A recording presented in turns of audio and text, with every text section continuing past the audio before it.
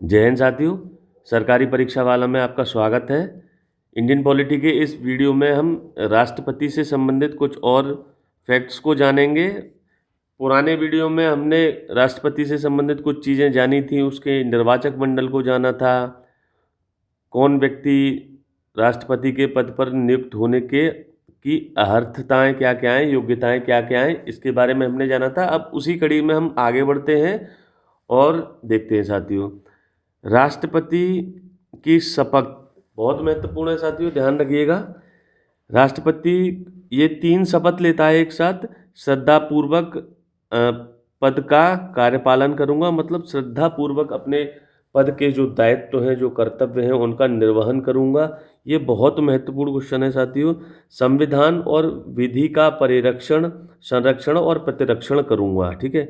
यानी कि संविधान, विधि का परिरक्षण, संरक्षण और प्रतिरक्षण करूँगा। बहुत महत्वपूर्ण है ये। जो दूसरा जो मैं शपथ का एक पॉइंट बता रहा हूँ आप में कि वो ये शपथ लेता है कि संविधान, कानून की रक्षा करूँगा, उसकी प्रतिरक्षा करूँगा। एक तरीके से भारतीय संविधान की रक्षा या अभिभावक के तौर पर राष्ट्रपति ये शपथ ले रहा है। ध्यान रखना इस बात को, ठीक है। ये क्वेश्चन पूछा गया था यूपीएससी में 2015 में, ठीक है। तीसरा पॉइंट है इसका, जनता की सेवा करूँगा और उसके कल्याण में निरत रहूँगा, ठीक है।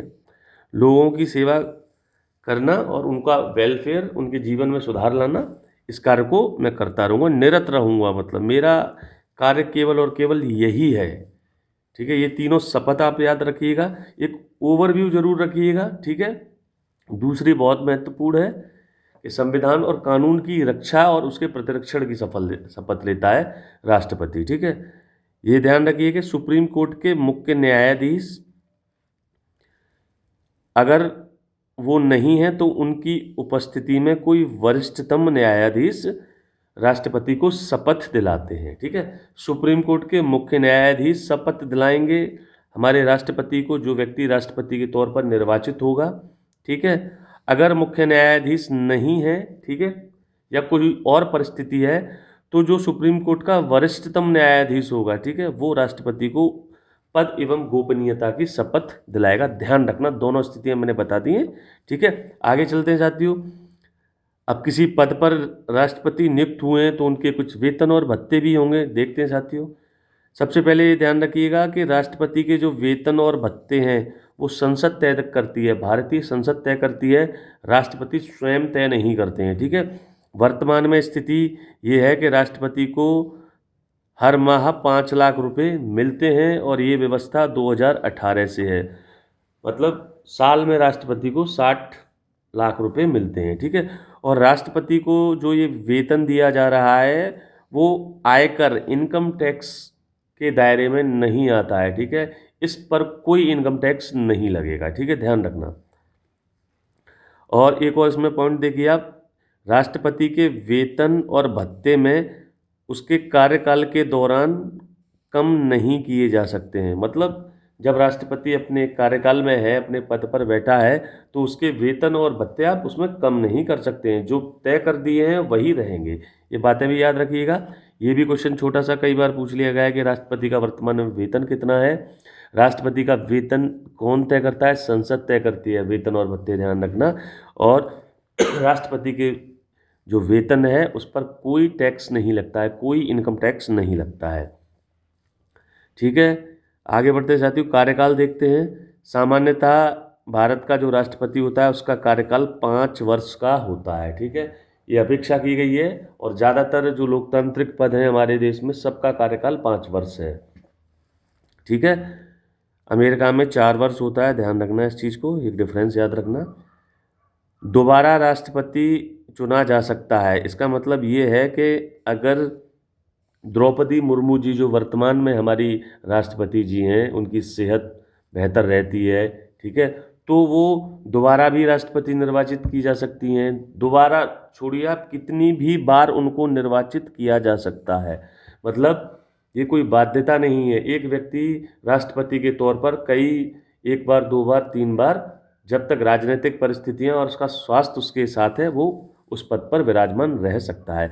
अमेरिका में अंतर है, अमेरिका में आप 2 वर्ष, 2 बार या 8 वर्ष कंटिन्यू 2 बार से ज़्यादा आप राष्ट्रपति नहीं रह सकते हैं। ध्यान रखिएगा, डोनाल्ड ट्रंप पिछले इससे पहला टर्म था उसमें 4 साल रहे थे, और ये डोनाल्ड ट्रंप का टर्म चल रहा है 4 साल का, ठीक है। तो नियम है लगातार 8 साल नहीं रह सकते हैं, ठीक है। और हमारे देश में ऐसी कोई बाध्यता नहीं है, आप लगातार कितनी भी बार भारत के राष्ट्रपति रह सकते हैं, ठीक है। और अमेरिका में ये नियम है कि लगातार 2 बार से ज़्यादा आप राष्ट्रपति के पद पर नहीं रह सकते हैं, ठीक है। ये पॉइंट और नोट करिएगा, कार्यकाल समाप्त होने के बाद भी तब तक पद पर बना रहता है जब तक नया राष्ट्रपति पद ग्रहण नहीं कर लेता है, ठीक है। इसका मतलब ये है कि मान लीजिए राष्ट्रपति का कार्यकाल 5 वर्ष कंप्लीट हो गया और किसी कारणवश कुछ परिस्थितियां ऐसी रहीं कि राष्ट्रपति का चुनाव इस समय अंतराल में नहीं हो पाया, ठीक है। ऐसा हो गया कि 5 साल 1 महीना या 5 साल 2 महीने के बाद इलेक्शन हुआ, कोई और परिस्थिति रही हो, तो जब तक नया राष्ट्रपति पदभार ग्रहण नहीं कर लेगा तब तक राष्ट्रपति अपना पद खाली नहीं छोड़ सकता। ध्यान रखिएगा, वो हेड ऑफ द स्टेट है, राष्ट्रपति का पद भारत में कभी वैकेंट नहीं रह सकता, प्रधानमंत्री का एक बार को रह सकता है, ठीक है साथियों। और एक और चीज़ ध्यान रखिएगा, इस स्थिति में हाँ मतलब 5 वर्ष से ज़्यादा भी उसका कार्यकाल रह सकता है जब तक कि नया राष्ट्रपति पदभार ग्रहण नहीं कर लेता है। इसके अलावा वो जब चाहे तब, मान लीजिए कोई स्वास्थ्य का कारण फंस गया है या कोई पारिवारिक स्थिति फंस गई है, तो वो जब चाहे तब अपना त्यागपत्र दे सकता है। और वो त्यागपत्र किसे देगा? उपराष्ट्रपति को, ध्यान रखिएगा, ठीक है। राष्ट्रपति उपराष्ट्रपति को देता है और उपराष्ट्रपति राष्ट्रपति को देते हैं। अभी अगर आपने, हमारे पूर्व उपराष्ट्रपति जी ने स्वास्थ्य कारणों से कुछ दिनों पहले त्यागपत्र दिया था, उस पूरे प्रोसेस को या उस समय की जो न्यूज़ आप देखेंगे ना, तो आपको ये चीज़ उसमें मिल जाएगी, ठीक है साथियों। मतलब 5 साल का उसका कार्यकाल होता है, ठीक है। कितनी भी बार वो उस पद पर चुने जाने के योग्य होता है, ठीक है, कितनी भी बार चुना जा सकता है, और तब तक अपने पद पर बना रहेगा जब तक नया राष्ट्रपति पद ग्रहण नहीं कर लेता है, अगर 5 साल से ज़्यादा हो गया तो भी, ठीक है। और वैसे स्वास्थ्य कारणों से, निजी कारणों से वो जब चाहे तब उपराष्ट्रपति के नाम त्यागपत्र देकर अपने पद से मुक्त हो सकता है, ठीक है साथियों। अब एक और बहुत महत्वपूर्ण प्रोसेस है ये, ठीक है, महाभियोग की प्रक्रिया, जिसका डिस्कशन मैंने जब मैं आपको संसदीय और राष्ट्रपति शासन प्रणाली बता रहा था, उसमें थोड़ा सा मैंने आपको ग्लिम्स दिया था कि अमेरिका के राष्ट्रपति को लगभग पद से हटाना लगभग असंभव होता है, ठीक है। तो ऐसा ही प्रोसीजर हमने अपने संविधान में भी डाला है, महाभियोग, ठीक है, कि कुछ विशेष स्थितियों में राष्ट्रपति पर महाभियोग लगाकर उसे उसके पद से हटाया जा सकता है, ठीक है। ये हमारे संविधान में प्रोविज़न है, ठीक है। पढ़िए इस चीज़ को क्या कह रहा है। कार्यकाल पूरा होने से पहले भी महाभियोग द्वारा राष्ट्रपति को उसके पद से हटाया जा सकता है, ठीक है। यानी कि अगर राष्ट्रपति जो उसने संविधान की शपथ ली है, संविधान के कस्टोडियन की उसने शपथ ली है, और ये कहा है कि मैं जनता के कल्याण में निरत रहूँगा, ऐसा कार्य अगर राष्ट्रपति नहीं कर रहा है या उसके संविधान के खिलाफ कार्य कर रहा है, ठीक है, तो उस पर महाभियोग लगाकर उसे उसके पद से हटाया जा सकता है, ठीक है। और महाभियोग का आधार क्या होगा? संविधान का उल्लंघन, ठीक है, वायलेशन ऑफ इंडियन कॉन्स्टिट्यूशन। ध्यान रखिएगा, बहुत महत्वपूर्ण टर्म है, ऐसे ही क्वेश्चन पूछ लिया जाएगा आपसे कि राष्ट्रपति को उसके पद से हटाया जा सकता है या महाभियोग लगाने का आधार क्या है। तो ध्यान रखिएगा, महाभियोग लगाने का आधार संविधान का उल्लंघन है, ठीक है। हमारे राष्ट्रपति से ये अपेक्षा नहीं की जाती है कि आप जिसकी रक्षा करने की आप शपथ ले रहे हैं उसी का आप उल्लंघन करें, ठीक है। अगर आप उल्लंघन करेंगे तो महाभियोग के माध्यम से आपको आपके पद से हटा सकती है हमारी संसद, ठीक है। इसमें ध्यान रखिएगा कि संविधान के उल्लंघन की बात की गई है, लेकिन संविधान के उल्लंघन को हमारे संविधान में परिभाषित नहीं किया गया है, ठीक है। तो ध्यान रखिएगा। अब इसको परिभाषित कौन करेगा? इसको परिभाषित करेगा हमारा सुप्रीम कोर्ट, ठीक है, क्योंकि संविधान को व्याख्या करने का अधिकार, संविधान की व्याख्या करने का अधिकार हमारे संविधान ने सुप्रीम कोर्ट ऑफ इंडिया को दिया है, ठीक है। ध्यान रखिएगा, महाभियोग का आधार संविधान का उल्लंघन, लेकिन संविधान में इस बात को परिभाषित नहीं किया गया है कि संविधान का उल्लंघन एग्जैक्टली है क्या। इसके तहत हम किस किस चीज़ को परिभाषित करेंगे, किस किस चीज़ को हम देखेंगे। तो दूसरा इसका मतलब ये निकलता है कि इसको परिभाषित कौन करेगा? सुप्रीम कोर्ट करेगा, ठीक है। आगे अब इस पूरे प्रोसीजर को हम देखते हैं साथियों। पहले ये देखिए कि महाभियोग की जो प्रक्रिया है, ये संसद राष्ट्रपति पर महाभियोग लगाती है, ठीक है, इसको समझिए, ठीक है। अब शुरुआत हो रही है, पहला स्टेप है कि आरोप संसद के किसी भी सदन में प्रारंभ किए जा सकते हैं। मतलब राष्ट्रपति कुछ ना कुछ ऐसा जरूर करेगा, ठीक है, जो संविधान के खिलाफ होगा, ठीक है, जबकि उस पर महाभियोग की प्रक्रिया शुरू की जाएगी। तो ध्यान रखना है कि ये जो आरोप लगेंगे कि हाँ राष्ट्रपति संविधान का उल्लंघन कर रहे हैं या उन्होंने किया है, ये आरोप संसद के किसी भी सदन में प्रारंभ किए जा सकते हैं। किसी भी सदन में प्रारंभ का मतलब लोकसभा या राज्यसभा, कहीं भी। इसका दूसरा मतलब साथियों ये है कि महाभियोग की प्रक्रिया आप चाहें तो, सांसद चाहें तो लोकसभा में शुरू हो सकती है, सांसद चाहें तो राज्यसभा में शुरू हो सकती है। ऐसी कोई बाध्यता नहीं है कि उसकी शुरुआत राज्यसभा से ही होनी चाहिए कि या उसकी शुरुआत लोकसभा से ही होनी चाहिए। राष्ट्रपति पर संविधान का उल्लंघन करने के आरोप, ठीक है, ये किसी भी सदन में शुरू किए जा सकते हैं, ठीक है। अब समझिए, दूसरा इसमें बहुत महत्वपूर्ण प्रोसेस वाइज है पूरा का पूरा, ये एक इसके बाद ये होगा, इसके बाद ये होगा, फिर ये होगा, ठीक है। इन आरोपों पर, जिस सदन में आपने आरोप लगाए हैं, ठीक है, इन आरोपों पर सदन के मिनिमम कम से कम 1/4 सदस्यों के हस्ताक्षर होने चाहिए, ठीक है। और इसका नोटिस राष्ट्रपति को आप 14 दिन का आप नोटिस देंगे इसमें, ठीक है। मतलब ये है कि एटलीस्ट आप ये समझिए कि जो आप जिस सदन के, जिस लोकसभा में या राज्यसभा में, जिस सदन के जिस हिस्से में महाभियोग की प्रक्रिया शुरू हो रही है, ठीक है, राष्ट्रपति पर जो आरोप लगाए जा रहे हैं उसके संबंध में एटलीस्ट कम से कम 1/4 जो सांसद हैं उनका समर्थन चाहिए, लिखित समर्थन चाहिए, हस्ताक्षर चाहिए, ठीक है। ये मैंने आंकड़ा लिख रखा है कि जैसे कि मान लीजिए आप महाभियोग की प्रक्रिया लोकसभा में स्टार्ट करना चाह रहे हैं, ठीक है, तब कम से कम 136 जो सांसद हैं वो लिखित में लोकसभा में एक प्रस्ताव देंगे कि भाई हमें ऐसा लग रहा है कि हमारे जो राष्ट्रपति जी हैं वो संविधान का उल्लंघन कर रहे हैं और इन पर महाभियोग की प्रक्रिया चलाई जानी चाहिए। अगर ये प्रक्रिया राज्यसभा में शुरू होती है तो कम से कम 62 सांसदों का लिखित पत्र चाहिए ही चाहिए, हस्ताक्षर किया हुआ, ठीक है। और ये लेटर देने से पहले ही राष्ट्रपति को सूचित कर दिया जाएगा कि 14 दिन के बाद ये प्रक्रिया सदन में होगी, ठीक है। आगे चलते हैं साथियों। कम से कम 1/4 सदस्यों के हस्ताक्षर होने चाहिए। ये इसलिए ये मिनिमम क्राइटेरिया रखा है कि कहीं राजनीतिक कारणों की वजह से ही तो राष्ट्रपति पर आरोप नहीं लगाए जा रहे हैं। भाई राष्ट्रपति हमारी एकता, अखंडता, हमारा हेड ऑफ द स्टेट है, तो उसको भी इतनी आसानी से हम पद से नहीं हट जाने देंगे। पूरी जांच कर लेंगे, उसके सॉलिड एविडेंस ले लेंगे कि हाँ हमारे राष्ट्रपति ने कुछ ऐसा किया है जो संविधान के खिलाफ है, तब हम देश की खातिर उन्हें उनके पद से हटाएंगे, ठीक है।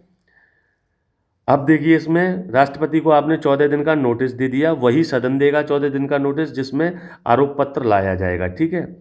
2/3 अगर वही सदन जिसमें आरोप पत्र लाया गया है 2/3 बहुमत से पारित कर देता है उस आरोप को, ठीक है, मतलब 2/3 सांसद ये कह देते हैं कि राष्ट्रपति पर जो आरोप लगाए जा रहे हैं वो सही हैं, ठीक है, तब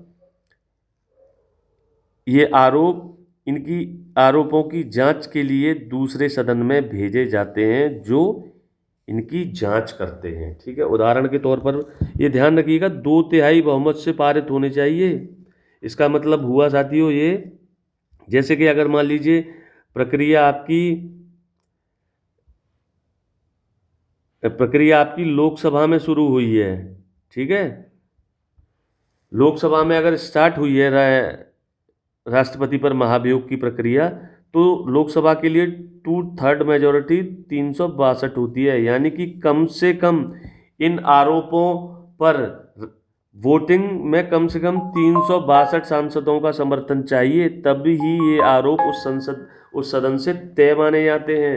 ये माने जाते हैं कि हाँ, ये जो आरोप हैं ये सही है। ठीक है, एक विश्वास पैदा होता है। उसके बाद जब 2/3 बहुमत से इन आरोपों पर सदन फैसला ले लेती है, फिर दूसरे सदन के पास ये आरोप भेजे जाते हैं कि आप इनकी जांच करिए, आप इनकी जांच करिए। ठीक है साथियों, ये मैंने लोकसभा का उदाहरण लिया है। राज्यसभा की स्थिति में आए, राज्यसभा की स्थिति में ये आंकड़ा मैं आपको बता देता हूं। अभी ये 164, जो राज्यसभा में जो 2/3 मेजोरिटी है वो लगभग 164 होती है। ठीक है, ध्यान रखना इन चीज़ों को। और जब दूसरे सदन के पास ये जाते हैं, वो उनकी जांच करता है, और अगर जांच में वो ये पाता है कि आरोप सही हैं और महाभियोग प्रस्ताव को 2/3 बहुमत से पारित कर देता है, तो राष्ट्रपति विधेयक पारित होने की तिथि से पदमुक्त हो जाते हैं या उन्हें अपने पद से हटना पड़ता है। ठीक है, ध्यान रखना, दोनों जगह 2/3 बहुमत के साथ पारित होना चाहिए। अंतर समझना, इसमें मेजॉरिटी क्लियर मेजॉरिटी की बात नहीं कर रहा है, यानी कि 272 की बात नहीं कर रहा है। ठीक है, इसमें उस सदन की जो टोटल स्ट्रेंथ है उसके 2/3, बहुत महत्वपूर्ण प्रक्रिया है। सांसद ये नहीं कह सकते हैं कि भाई हम इस प्रक्रिया में उपस्थित नहीं होंगे। ठीक है, इसलिए एक बहुत बड़ा नंबर रखा गया है। और जब ये दूसरा सदन भी महाभियोग प्रस्ताव को 2/3 बहुमत से पारित कर देता है, तो राष्ट्रपति को उसी डेट से अपने पद से हटना होता है, मुक्त होना होता है। मैं एक बार फिर दोबारा इसको रिवाइज करवा रहा हूँ साथियों।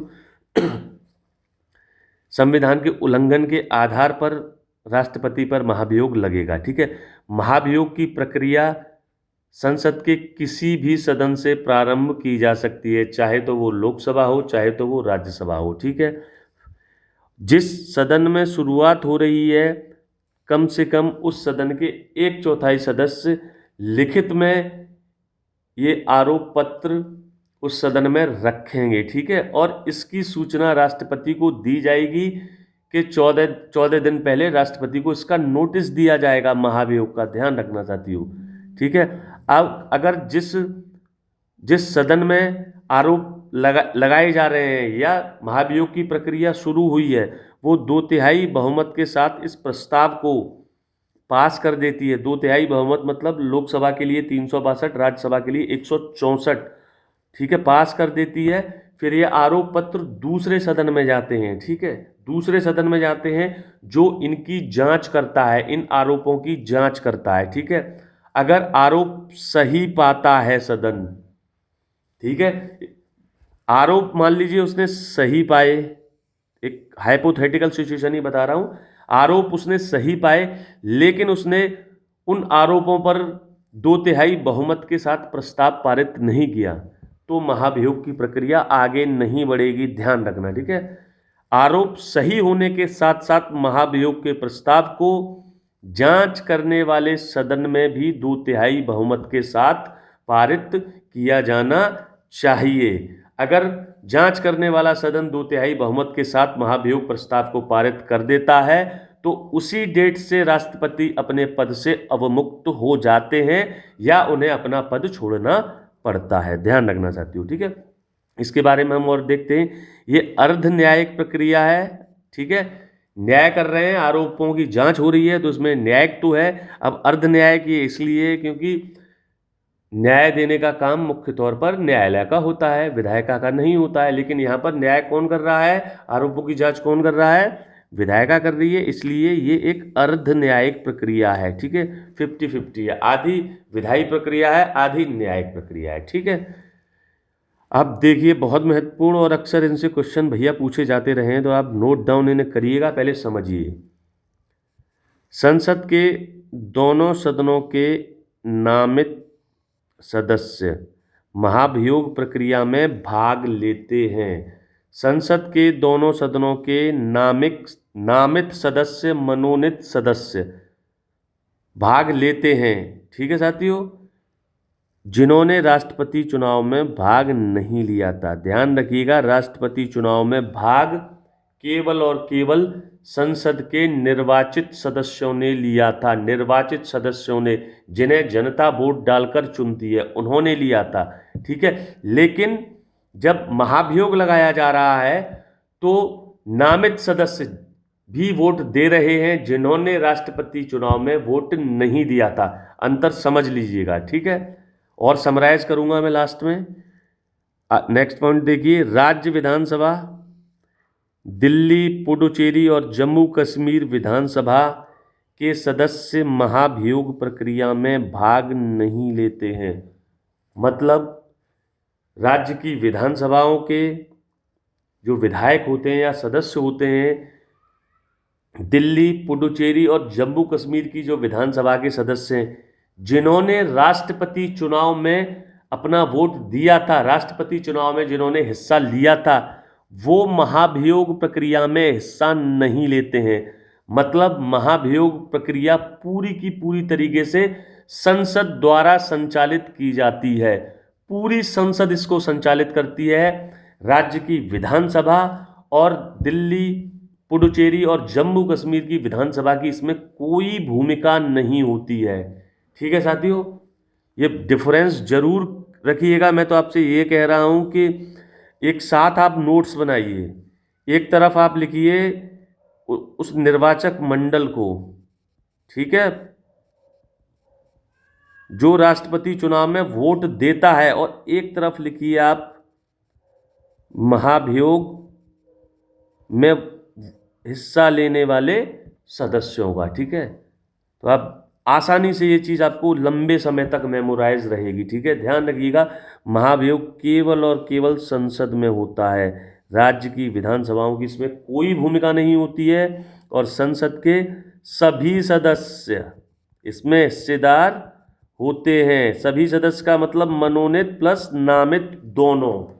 ठीक है, इसका मैं लास्ट वीडियो में बता चुका हूं। दोनों की कंपैरेटिव स्टडी करिए, अच्छे से अच्छा एग्जाम होगा, आपका क्वेश्चन गलत नहीं होगा। ठीक है, इस चीज़ को और देखिए, अब तक भारत में किसी भी राष्ट्रपति पर महाभियोग की प्रक्रिया नहीं चलाई गई है। ठीक है, बहुत बहुत सम्मानजनक पद है, देश के लिए सबसे ऊंचा पद है, प्रथम नागरिक हैं। तो ये अच्छा भी नहीं लगता है कि संविधान के उल्लंघन की स्थिति में किसी व्यक्ति को महाभियोग करके हटाया जाए। उम्मीद करता हूँ ये वीडियो आपको पसंद आएगा। शेयर करिएगा ज़्यादा से ज़्यादा लोगों को तक, और कोई अगर आपको क्वेरी है तो आप कमेंट में हमें बता सकते हैं। नेक्स्ट वीडियो में हम मिलेंगे, राष्ट्रपति की शक्तियाँ और कर्तव्यों को डिस्कस करेंगे बहुत अच्छी तरीके से। ठीक है, जय हिंद साथियों।